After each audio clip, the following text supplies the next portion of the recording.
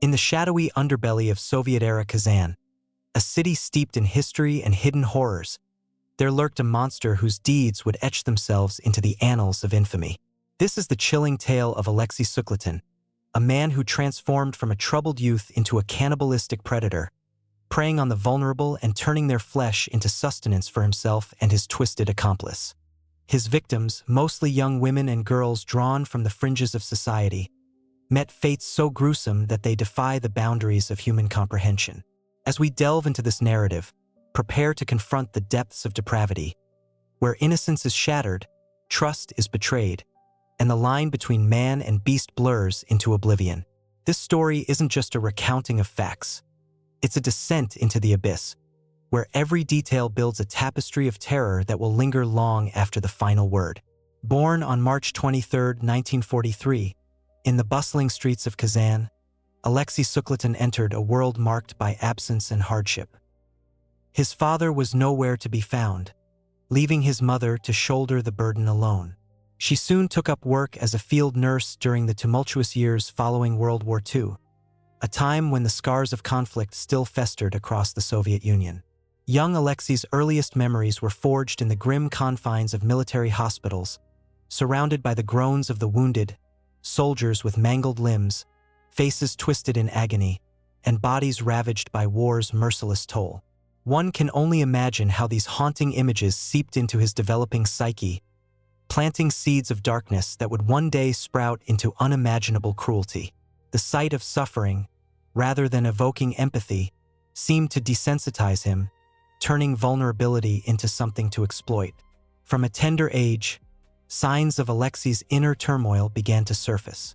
At just 6 years old, in a moment that foreshadowed the horrors to come, he strangled a helpless kitten, its tiny body convulsing in his grasp until life ebbed away. Not long after, he claimed the life of a dog, an act that went beyond childish mischief into the realm of deliberate sadism. These weren't isolated incidents. They were harbingers of a soul already veering toward the abyss. School proved no sanctuary for him. Alexey struggled academically, scraping by with failing grades and a lack of motivation that isolated him from his peers.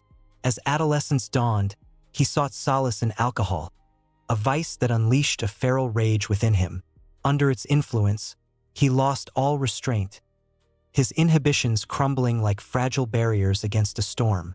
Romantic entanglements eluded him, his awkwardness and volatility repelling potential partners. In February 1960, at the age of 16, this frustration boiled over into violence. Spotting a young woman on the streets of Kazan, he ambushed her, striking her over the head and dragging her into a snowdrift with sinister intent. The assault was brutal, driven by a mix of lust and anger, but fate intervened. 2 passers-by noticed the struggle and confronted him. Instead of fleeing, Alexey snarled defiantly, urging them to mind their own business. Undeterred, the men subdued him and, along with the terrified victim, marched him to the police station. In court, Alexey feigned remorse, weeping alongside his distraught mother. Perhaps swayed by his youth and tears, the judge handed down a lenient sentence: 2 years in a juvenile colony, followed by time in an adult facility. Prison life was a crucible that hardened him further. His crime, attempted sexual assault, was despised among inmates, leading to relentless bullying and abuse. Rather than reforming him, the experience deepened his resentment toward society. Released after serving his term, Alexey returned to Kazan, but freedom only amplified his downward spiral. Alcohol remained his constant companion, fueling reckless decisions. Desperate for money to fund his habit, he recruited 2 drinking buddies for a brazen robbery. Posing as gas inspectors, they targeted an elderly pensioner, knocking her unconscious and stealing 80 rubles, a modest sum that bought them a fleeting night of revelry in a nearby tavern. But the victim regained consciousness and alerted the authorities, who apprehended the trio that same day. As a repeat offender, Alexey faced harsher consequences: 12 years behind bars. This time, he adapted by collaborating with prison officials, informing on fellow inmates to curry favor. Yet, even this betrayal didn't earn him early release. he served every grueling day. Emerging in 1976 at the age of 33, Alexey carried the weight of 2 incarcerations, his face etched with the lines of a life misspent. Astonishingly, he managed to find a wife, charming her with the knowledge he'd acquired from devouring books in the prison library. He presented himself as an intellectual, quoting literature and philosophy to mask his volatile nature. But the marriage crumbled under his temper. He abused her physically and emotionally, cheated shamelessly, and abandoned her upon learning of her pregnancy. Divorced and adrift, he relocated to the quiet suburb of Vasilyevo, near Kazan, where he found work as a security guard in the Kenlik Gardening Cooperative. His new home was a modest guardhouse, an isolated perch that would soon become a chamber of horrors. It was here that Alexey met Medina Shakarova, a 23-year-old woman burdened by her own insecurities. Working first as a lathe operator and later on a rabbit farm, Medina had a young child from a previous relationship, raised by her parents. Her plain background and lack of education made her feel unworthy, leaving her lonely and vulnerable. Alexey, with his eloquent words and worldly air, despite his drinking, seemed like a viable partner. She moved in with him, oblivious to the nightmare unfolding. Their relationship quickly soured into something sinister. Alexey drew her into a blackmail scheme with his friend Renat Volkov. Medina would lure taxi drivers from Kazan to Vasilyevo, feigning marital woes and inviting them for intimacy. Once in the bedroom, Alexey and Volkov would burst in, pretending to be her enraged husband and brother. Armed with a camera, they'd stage compromising photos and demand 200 rubles, equivalent to a month's salary, to keep silent. Terrified of scandal in the repressive Soviet society, victims paid up, fueling the trio's illicit gains. As the 1970s waned, Alexey's psyche fractured irreparably. He idolized infamous figures like Jack the Ripper and Jean Bedel Bokassa, the cannibalistic dictator of the Central African Republic. Inspired by their atrocities, he vowed to surpass them. In November 1979, on a cold Kazan train station platform, he encountered 22-year-old Ekaterina Osatrova, a woman rumored to engage in sex work. Charming her with promises of warmth and company, he invited her home. Medina, aware of his macabre plan but too fearful to resist, played her part. As Ekaterina sipped a drink, Alexey crept behind her with a hammer wrapped in cloth, delivering a crushing blow. He then slashed her throat, drinking her blood in a ritualistic frenzy, forcing Medina to join him. Together, they dismembered the body. Some parts they consumed raw or cooked. Others fed to their dog, a loyal Laika, the bones buried in the yard under the cover of night. The act wasn't just murder, it was a profane communion, binding them in blood and secrecy. Emboldened by this first kill, Alexey's hunger for power, for flesh, grew insatiable. In early January 1980, he and Medina befriended 2 girlfriends on the streets, inviting them for a New Year's celebration. Amid the haze of alcohol, the women dozed off. One awoke unharmed, spared due to her slender frame, which Alexey deemed unappetizing. But 22-year-old Tatiana Illarionova wasn't so fortunate. In the dead of night, he struck, repeating the gruesome process. They stashed her remains in the refrigerator, scrubbed away evidence, and spun a lie to her surviving friend. Tatiana had rushed back to Kazan. Undeterred, Medina used the victim's passport to rent a tape recorder, while Alexey peddled her flesh to unsuspecting neighbors as pork from the local plant. The deception was chillingly effective. Medina even fashioned cutlets and patties from the meat, selling them door to door. The community, oblivious, savored the offerings from the affable guard. February brought another victim, 15-year-old Rezida Galimova, a girl adrift after her mother's death and her father's alcoholism.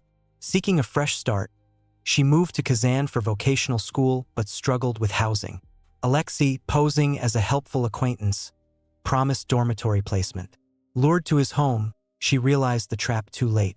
He assaulted her sexually before bludgeoning her with the hammer. Medina, witnessing Rezida's pleas for mercy, did nothing, later claiming the girl's sweater for herself. The pattern persisted. Violation, murder, dismemberment, consumption, and burial. Alexey's precision in butchering was eerie, his knife gliding through joints with anatomical knowledge gleaned from books or perhaps his hospital childhood. By March, Alexey's whims turned erratic. He brought home 22-year-old Nadezhda Sidiavina, initially intending to replace Medina. He even introduced her to his mother in nearby Zelenodolsk, hinting at a new life. But when the relationship soured, he dispatched her as before. Medina appropriated her sweater, a fatal mistake. One day, a friend of Nadezhda's visited, recognizing the garment.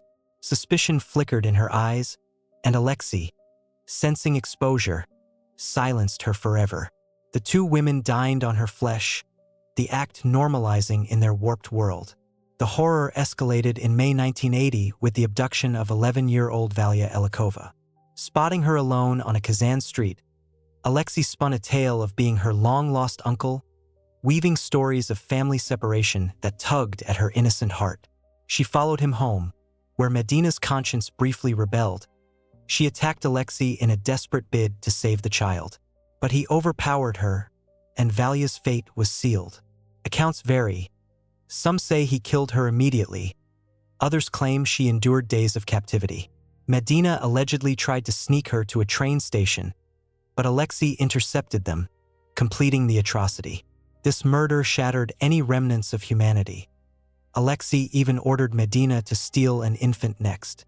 Overwhelmed, she fled to her parents, leaving him alone. Undeterred, Alexey targeted a schoolgirl, daughter of an acquaintance, promising an introduction to an Italian nephew. He assaulted her but let her go, threatening death if she spoke.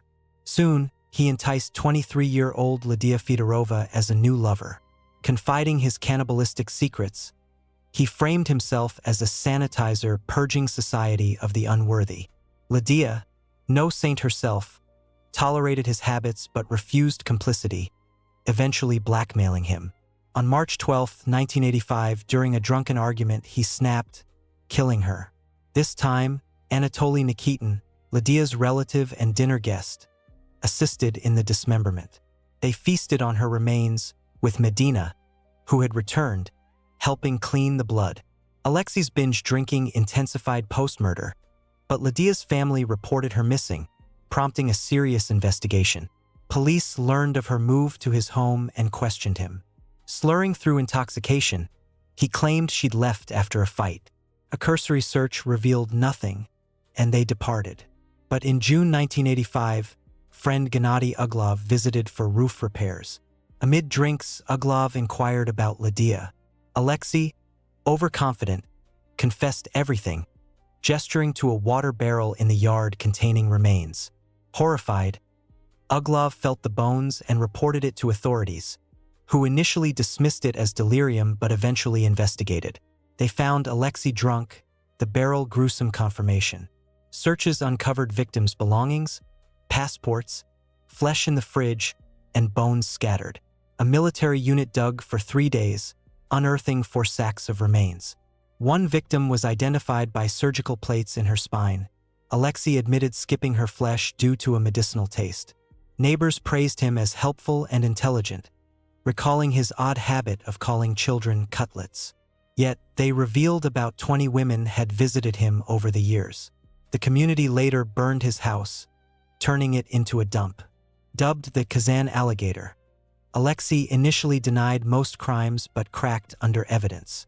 Smirking, he detailed his acts, bargaining for cigarettes, tea, and 50 rubles per victim story. He confessed to 7 murders, insisting he cleansed society. Medina, arrested too, wept, claiming she only cooked and cleaned, coerced by fear. Prosecutors sought death for her, but her cooperation earned 15 years. In prison, dubbed Dina the Meat Grinder, she faced brutal ostracism, transferred repeatedly. Alexey, deemed sane despite aberrations, faced execution. On psychiatric evaluation, he boasted, "What is God to me? I am my own God and devil." Sentenced to death by firing squad, he delayed by fabricating out-of-state crimes, but lies unraveled. Executed in July 1987, some say 1994, His final days involved crafting tiny women's shoes from breadcrumbs, gifting them to staff with eerie inscriptions like, "In memory of the first meeting with a cannibal." This saga exposes the fragility of trust, the banality of evil lurking in ordinary lives. Sukletin's victims, Ekaterina, Tatiana, Rezida, Nadezhda, her friend, Valia, Lydia, weren't just statistics. They were dreams extinguished, families shattered. In retelling, we honor their tragedy, a stark reminder that monsters walk among us, hidden behind charming facades. The Kazan alligator's legacy is a wound on history, urging vigilance against the darkness within.